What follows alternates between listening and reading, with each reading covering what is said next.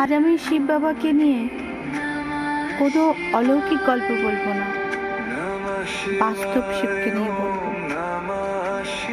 শিব মানে শুধু ভক্তি নয়, নিজের ভয়কে জয় করার সাহস। শিব মানে শুধু ধ্যান নয়, জীবনের কঠিন সত্যকে, আমাদের যে কঠিন সত্য সেটাকে মেনে নেওয়া।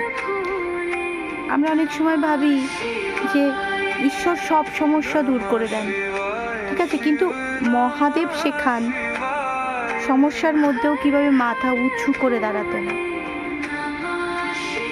ঠিক আছে।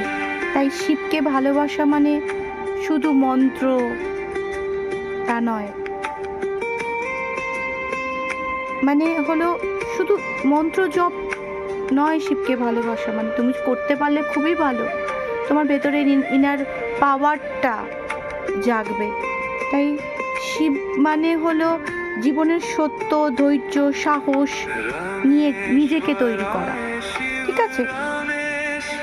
তাই শিবকে খুঁজতে গেলে শুধু কৈলাসে নয়, শুধু কোনো ব্রতের মাধ্যমে নয়, শিবকে খুঁজতে গেলে নিজের ভেতরের শিবকে জাগাতে হবে।